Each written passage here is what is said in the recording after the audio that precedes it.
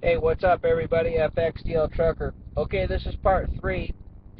This is the pros and cons, or the good, the bad, and the ugly of truck driving. So, I'd like to start off with the pros. Actually, before I even do that, I'd like to publicly thank Trucker Steve, who actually gave me the inspiration for these videos. I met him when I was in orientation, and he said, hey, it would be a good idea if you kind of documented your journey with May Trucking, from the training to soloing, how you're doing. So thank you, Steve. I hope you get a chance to actually see this. Um, I'd like to start off with the pros, guys. And the main pro that I want to say above all is I get paid to go on a road trip, a 28-day road trip. Now, I know other truck drivers are going to disagree with me, and they're going to probably dislike it. But, guys, that's the way I look at it. I have gotten to see parts of the U.S. that I have never seen before. Places like Georgia, places like Louisiana, Ohio, Iowa. I never got to see the Walcott, Iowa before. That was awesome. And then at the end of that, I go home and I get a 4-day vacation. And about the time that, I'm kind of getting road sick again, I'm already back on the road. I hope I never get burnt out. I hope that it always stays like this. And there are days when it sucks. And I'll go into that in the cons area. The other part of it, I guess, is kind of company specific.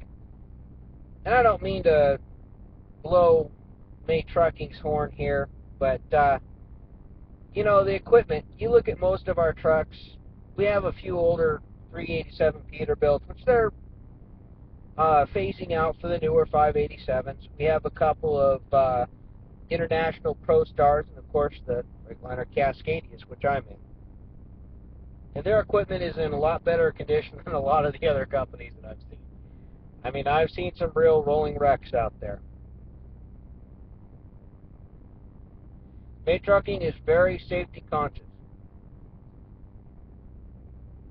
They have rules and regulations in place which keep their drivers safe. They push their drivers legally, but they don't ask them to do illegal things. Well, at least not that I've experienced. And I hope that also never changes. Guys, even with certain deductions in my life, I still make a very good living doing what I'm doing. Now, recently, like I said in the last video, I moved from 11 Western, or from 48 State to 11 Western. And I have no regrets about doing it. I get home and see my kids a little more often, which I like. But overall, I get treated well. Overall, my experiences so far out here has been good, with the exception of a few bad things, which again, I'm probably not even going to cover in the cons, because there's some things that, I probably brought on myself. So let's get into the cons, guys. And you know what? The cons are things that happen every day in truck driving. Cons are road construction, shippers and receivers, and your clock. Road construction, guys, it's a part of life. If you're going to be a truck driver, you're going to deal with road construction. I shit you not. Unless you work in a little tiny town and you never go outside of that area, you're going to deal with traffic and road construction.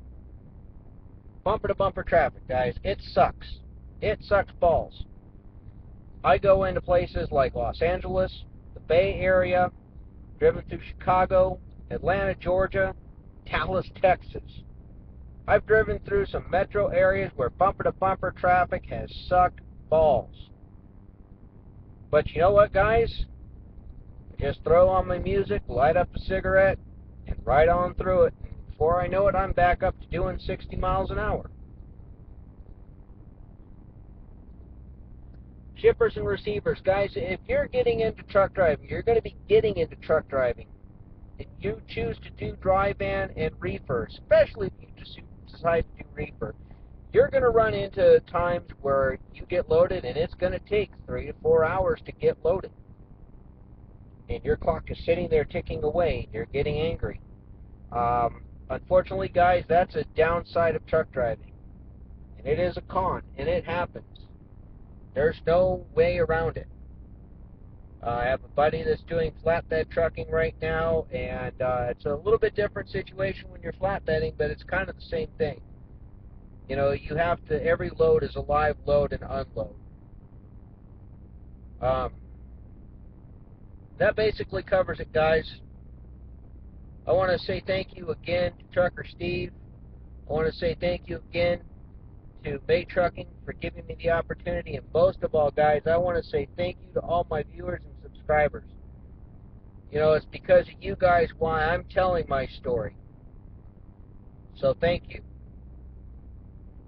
FXDL Trucker, I'm 1010 in Dublin, California.